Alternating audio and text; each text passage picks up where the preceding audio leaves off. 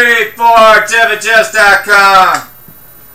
3 decades, the sharpest minds, best sources, hardest Commentary with Jeff at Jeffs.com. Live video, J-EFFS.com.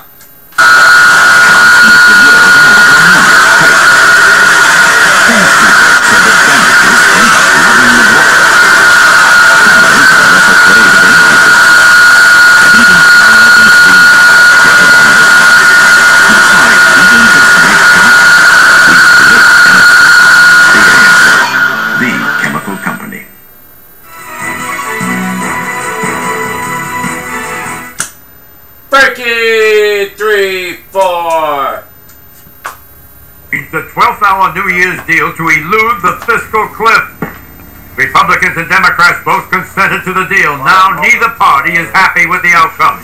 Democrats complain that Obama caved because the president's plan allows George W. Bush's tax cuts to become permanent for those making less than $400,000 a year.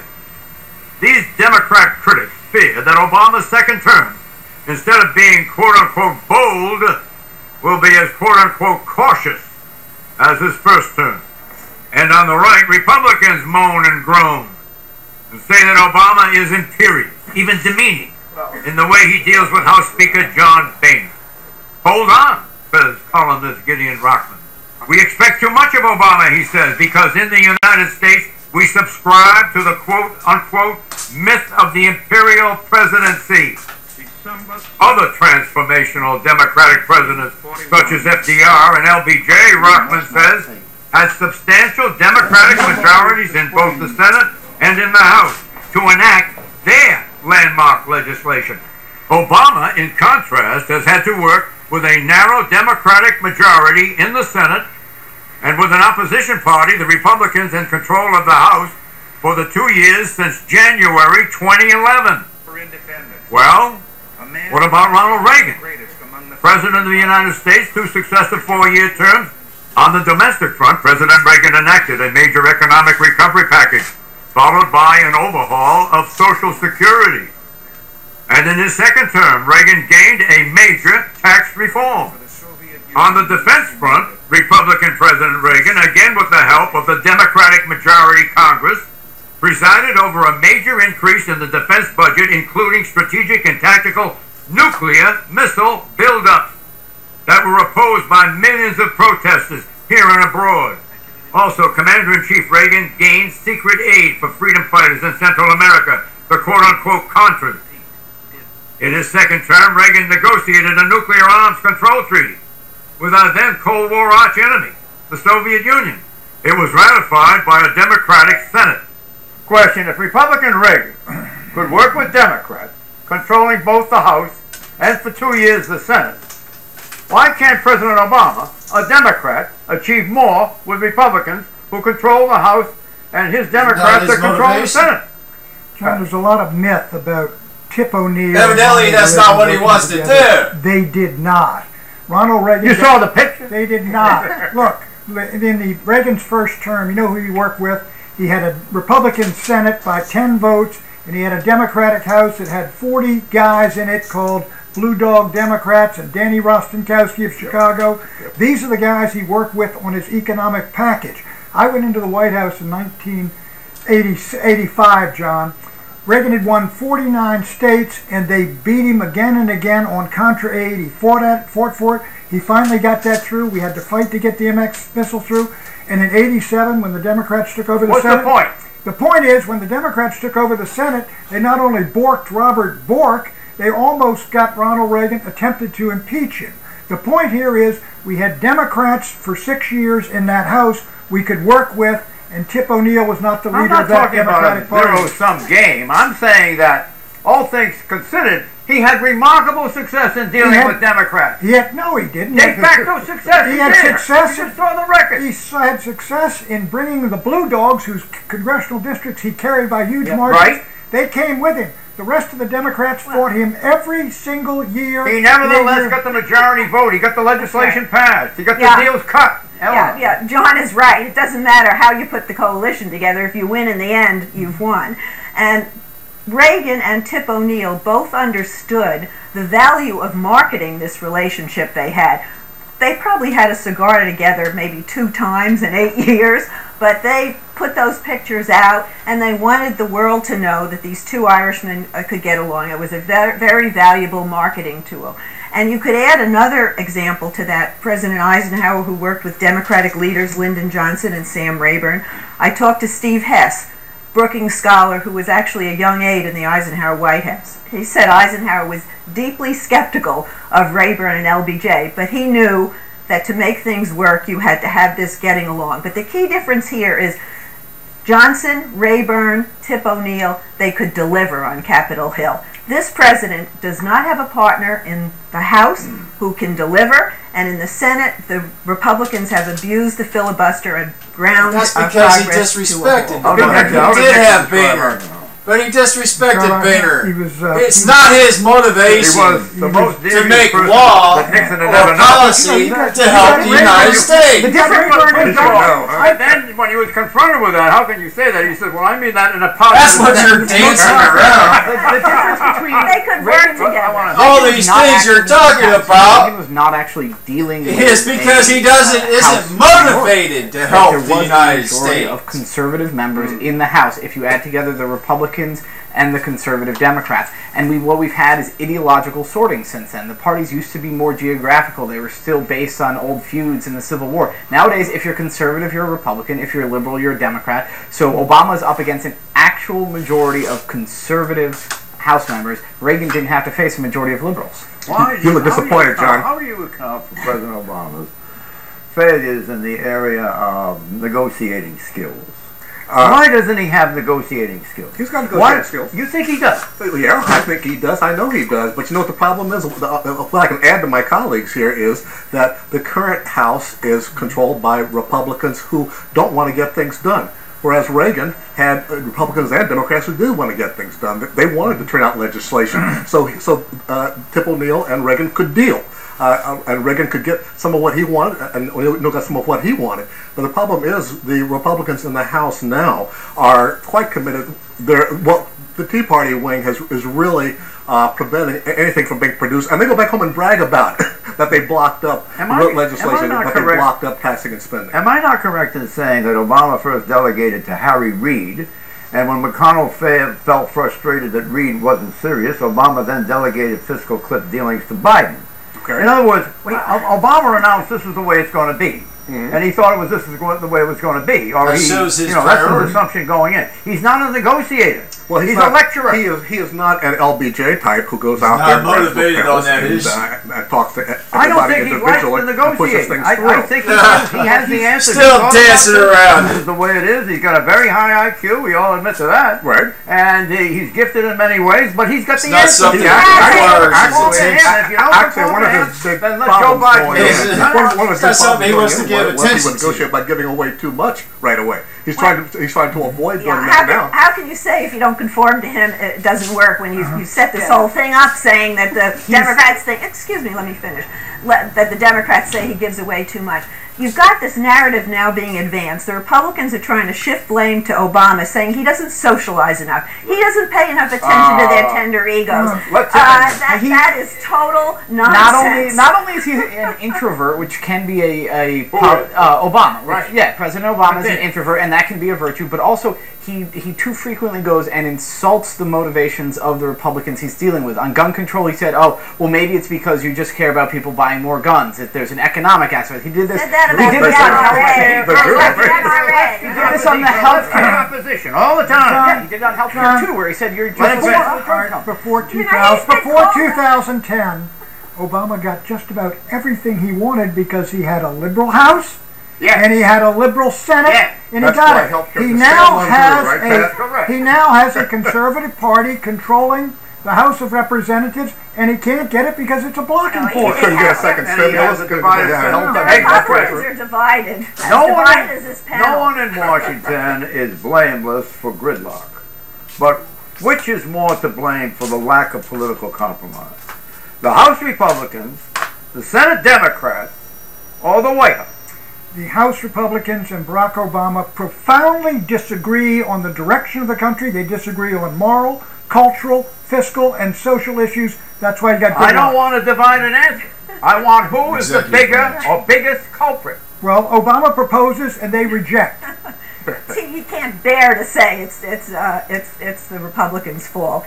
The Tea Party Republicans are obviously the fault in the House, and the Senate Republicans bear the brunt of abusing the filibuster to the point where they've used it 385 times while Reid has been the leader. It was used once when Lyndon Johnson was the Speaker, and that was the great civil rights battles. It's a total misuse and abuse of power. Harry Reid should not get a free pass. Harry Reid has prevented Republicans from ever offering amendments on a lot of these important votes. His management of the Senate is imperious, and when Republicans have allowed things to move to a vote, not filibuster them, he still prohibited Republican amendments. So Reid bears at least half the blame for what's going on in the Senate. Republicans allow things to proceed to a vote. I mean, this is a democracy. It shouldn't work that way. In his biography, Obama says that he likes Ronald Reagan, and he likes Ronald Reagan. You know, historically speaking. Transformational. How far removed from Ronald Reagan is he in terms of his ability to deal? Well, I mean, first of all, I think he's saying he liked Ronald Reagan. He wouldn't have liked Ronald Reagan had he been in the Senate at the time. It's like all but no, the I don't things think that he's go as with effective it. a leader at getting All things the done. constitutional responsibilities. Well, I don't like qualifying his praise of Reagan. When he uttered that in the book, he called Reagan transformational. He called Reagan transformational and FDR transformational, both of who were. They could deal. But John, Reagan had a house he could work with. Well, Tim just said That's right. Tim just said Obama doesn't. Well, I gave you the outline of it. Tim's delighted nothing. So are most of the House Republicans. That's the big problem. I don't want any global warming taxes on coal and all that stuff. You mean he supports status quo? Plus my TV. That's what the House Republicans do, support status quo, and the Senate Republicans. They have 385 vetoes, or rather filibusters. That says it all. Right? Well, I think it was pretty clear. The president has already achieved monumental things, an overhaul of the healthcare, universal health care for starters. The second term, he's going to get immigration reform, and I think he's going to get gun control too. I think Obama. Well, what do you think he's now? You see some of his selections so far for Treasury Secretary and for Defense Secretary, right? You think that he's going? Is Lou going to, be playing some kind of a role whereby he's going to be able to let Obama become more of a negotiator? I think that's one of Lou's strengths, that he does know Congress, and that this will help Obama insofar as negotiating with Capitol Hill. We'll see. Issue 2, Malice in Mali. This afternoon, French armed forces lent support to units of the Malian army to fight against terrorists. This operation will last as long as needed. Last Friday, France invoked United Nations Security Council resolutions and then intervened in the civil war raging in the North African country of Mali. The UN resolutions call for quote-unquote rapid deployment of foreign troops and was passed after Islamist rebels in the country's northern sector launched a military assault on southern Mali in a bid to take over the country. The rebel forces include Al-Qaeda in the Islamic Maghreb, abbreviated to AQIM. AQIM established itself in Mali following the overthrow of Muammar Gaddafi, Libya's strongman. AQIM has established strict Islamic law in northern Mali and destroyed dozens of ancient mosques and tombs in Timbuktu, a town of 54,000 people that the United Nations has declared a cultural heritage site. French President Francois Hollande asked the U.S. to help France's military in Mali using manpower and drones. Question, what's at stake for the U.S. in Mali? Eleanor Cliff. Well, clearly, we and the rest of the world don't really want the Al-Qaeda affiliate to establish its roots there, and the government is weak. It's not a democratic government, and so Defense Secretary Leon Panetta has said that the U.S. government is willing to assist the French with logistics and intelligence. And the drones you mentioned they would not be armed drones, they would be intelligence gathering drones. But the French have taken the lead on this, and I think so far the U.S. is standing on the sidelines pretty much, cheering them on, because it's an important mission. Well, we've sent 55,000 Americans there, according to the huh? No, you're not. This 55, what is it, 55 550, I'm sorry, 550 Americans. But John, look. And they are there, not as soldiers, they're there to help with equipment and so forth. John, To clarify, they're not military. This is an area, the Azawad, northern Mali, is an area the size of Texas. And you've got this It's twice the size of Texas. All right, you got this Ansar Dine there and Al-Qaeda in there, and the French with 500 troops are not going to recapture that place. They're going to use air power. I'll tell you, the French are getting themselves into something, because if they go there and try to take that back, they're going to be in another guerrilla war just like they were in Algeria. And the lesson that we learn is we go back to Libya, and there were warnings. If we go and intervene in Libya and help the civil war along and make sure that Gaddafi's overthrown, this will increase the flow of guns into places like Mali. It will increase the flow of refugees, and it creates this instability. And that the AQIM organization was spawned in part during the civil war in Libya. So what are you arguing? We should do nothing, or we should do something? This showed that when we went into Libya, people underestimated the costs, and this is one of the costs that we're seeing here. Blowback. And so as we're going and looking at what we might do in Mali, yes, we can prevent lots of bad stuff from happening, but what are going to be the long-term costs? What's your understanding of how many Al-Qaeda are in Mali?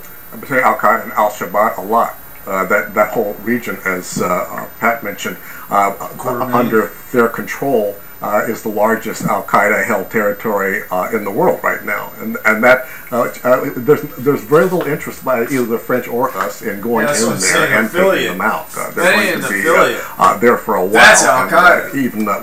That's a manifestation of the radical Islamist we'll be out in a week talking to his own people. And when I hear people say we'll be out in a week, we know what happened. It's a manifestation. But you know, this is the balance radical that the administration is faced with in a lot of places. You can't withdraw and just look on and do nothing. You don't want to go in with boots on the ground. We don't want to commit to another war. So you take these half measures, and you know, you don't know how they're going to turn out. Wait until a couple of those Americans are killed over there by AQIM. Not only that, John, wait till they start blowing up cafes in Paris. Secondly, what they're trying to do is get the Africans in nearby. The whole message was get oil. the African states nearby to do it, but they got little 500-man components. That is too large a place to take with those few troops. Well, Panetta says that they are of no threat, the people there, to the U.S., to the homeland, but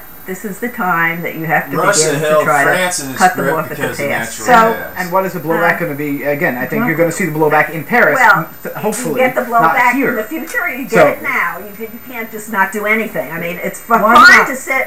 It's fine to sit and because this is an ally that went in there, and we are threatened by. But Kim said they wouldn't take over.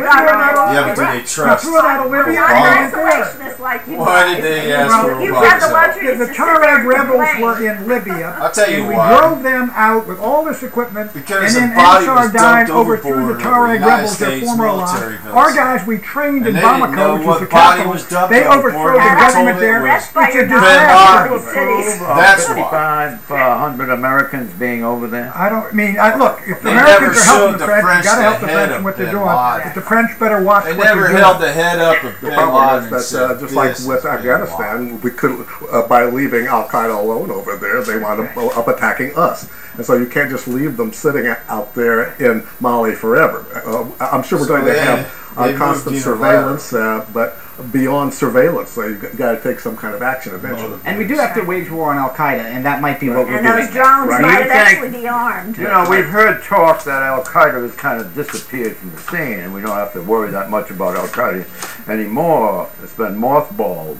Does this give the lie to all of that? Al Qaeda it's not a lie, John. It's not a lie. You're talking about Al Qaeda Central, what we used to call it that. But Al Qaeda is still alive and well in different factional groups like AQIM and Al Qaeda in the Saudi Peninsula. Around the planet, you've still got Islamic militant movements out there, either Al Qaeda or you could wind up with one in Syria. Let's get a little erudition going here. It's twice the size of Texas. Literacy rate 46%. Life expectancy 52 years. Government, it's a republic. The chief of state is a 5-year. Formerly a republic. Yeah, described as a republic by the CIA. They threw it, overthrew Chief of state, 5-year term elected. Legislature unicameral. Political parties, many. I'd count at least 15. GDP per capita, what do you think it is? Per capita, probably $1,000. 1,300, Pat. You're still with it, Well Pat. done. Manpower fit for military service, men and women dominantly female, about 4 million. 4 million fit, and airports with paved runways. How many? How many airports with paved runways 3. in Mali? 3. 8. 8 of them, okay. Impressive. You know how many we have with paved runways? Do you know how many? Or yes, Hard to count them all. probably 10. That's because But of paved. John, the government has been overthrown by the military guy we trained. He grabbed power. Well, and Secretary Panetta said that the U.S. is not in a Doesn't that sound like position Egypt? to train the Mali military because it's not a democracy. Okay. They Half got to of have them an election defected. first. They defected to the Al-Qaeda. Right. All the guys we trained. Now, are we doing this What's because that of tell you? France? Or are we doing it because we know Doing it Al-Qaeda? because Pentagon ultimately trained it's a threat to the military U.S. down the personnel road. But France that is are an now ally, flying and yes, the we're black doing it because bloc. of France. And these are- Primarily because of France? But I Well, these are Do you Primarily remember because what of Lafayette did for the United States? What did Lafayette do for the United States? he helped us in the revolution, but NATO does. Stop flying the black and white! France for a visit over to France? Well, he almost got his head cut off during the French Revolution. NATO does not require us to help France or other allies in anything they're requirement, doing. it's, NATO has to do it if France is attacked, we help defend France. It doesn't mean if France goes not to a war, we go to requirement. war. It's something that is felt between What happened to allies. 4 We're years not ago? gonna gain anything Plus, from helping out what Iran. happened Obama doesn't to want to get in 04? The But I think we got to help France them in movement. terms of what we're doing. And now everybody Nothing likes gets done France. with the U.S. is not involved. Oh, But these are wow. former French colonies, Bolivia and Mali. They have an obligation, Bonjour, a mon cultural ami. history that ties them to those two countries. But again, they don't do anything without the United States making a move. Even You know, this is what's really a token it's force. the thin edge of the wedge. It's Yeah. the camel's nose in the tent. Yes, sir. You Yes, know what I mean? The camel goes in the tent. Oh, And yeah. we're going to go into the Mali tent And Yeah. backing them out. with Hollande. Is that the name of the game? The That's the camel, first thing that's going to occur to Americans when they see No. see and hear this. the camel has been in the tent in Iraq and in Afghanistan. The camel's going to be very nervous. You this remember time. how we got started No in more than Vietnam? who Do you knows. remember that? I certainly do. 600 advisors, Eisenhower. 600 advisors, the camel's nose. Issue 3, comrades, yet. Much basically, yeah. This time my election, I have more flexibility. Yeah, I understand. I transmit this information to Vladimir and Alexander. In this candid exchange last year with outgoing Russian President Dmitry Medvedev, President Obama was caught unawares, first on a microphone and then on camera. The missile defense system referred to is the U.S. anti-missile system based in Eastern Europe, reportedly being built to defend against Iranian rocket attack. The following day, Mr. Obama met with reporters to clarify what he meant by, quote-unquote, flexibility. Quote, I think everybody understands that. If they haven't been listening to my speeches. I want to reduce our nuclear stockpiles. And one of the barriers to doing that is building trust and cooperation around missile defense issues. And so this is not a matter of hiding the ball. I'm on record, unquote. Well, if Russian President Vladimir Putin got Obama's message, it didn't change his plans to expand and modernize Russia's nuclear weaponry. Notably, get this, a new nuclear Boray-class submarine armed with 16 state-of-the-art Bulava ICBMs, intercontinental ballistic missiles. The new sub has been christened Yuri Dolgoruki and is the first of 8 such subs that Vladimir Putin plans to add to Russia's navy. Question. Does Putin's defense buildup mark the beginning of a new Cold War with Russia? Yes or no? Clarence Page. I'd say no, but Putin he loves to play poker, and this looks like a bargaining chip to me. He's trying to get the rest of the world excited and notice that he's still there, that he's still in charge, but they can't afford to have another Cold War. They couldn't afford the one they had before. They can launch an ICBM from that submarine. Yeah, they could do it back then, and they can still do it, right? But well, this new doesn't- Boray, if that's the correct pronunciation, submarine is really something else. Oh yeah. And Oh, it yeah. can fire as many as, I But think, he needs 6. more than It's one like our submarine. Trident in that missile. Navy, We're though, not right now. talking about torpedoes. He needs a lot more than one submarine, though, to get back up to a Cold He's War building size a Navy. fleet. This is the first in a fleet. Well, Right. he What's the fancies story on that? I think it's a bargaining chip. Yeah, he You do? fancies himself. Now we have nuclear-powered submarines. So I hear. Are those nuclear submarines? You have powered- Trident missile submarines and regular nuclear-powered submarines, which are attack submarines. How many submarines are equipped with the potential You got of about. sending? I of think sending- you've got about 16 American Trident submarines. They're not all at sea at one time, but I think we got around 60 some submarines. I may be wrong. Are but we they're- modernizing our ICBM fleet? No, I don't think we. Well, not at any rapid We rate. are. Not at any We're rapid preparing rate. them so that We might be replacing, I'm Yeah. sure, but I Well, don't let's think not we're. have have any any front money page to news modernize in the New York anything. Daily But News. no, But we're- you're John, the George point is we Washington both have needs enough a paint weapons to job. deter each other. Frankly, I think we're too tough on the Russians. We got a lot of things we got to work with them on. Iran. We got to get all our stuff out of Afghanistan. Pass that hat! $5 for a George Washington. It needs a paint job. Becoming very powerful in the world. China. Pass that hat for the USS George Washington. It needs a paint job.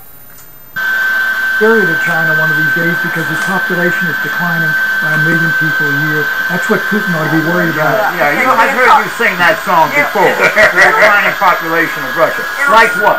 Another century? No, they're going to lose 25 million more people by mid-century. Who says that? The UN. Yes or no answer. A bipartisan bill on immigration will be passed by Labor Day. Yes or no? No. Yes. No. Yes. Why do you say that? I'm an optimist. That's why. That's the only reason? Nothing Yeah, else? Labor Nothing Day. rational? Labor Day, All that's intuition? rational. The answer is yes. Bye-bye.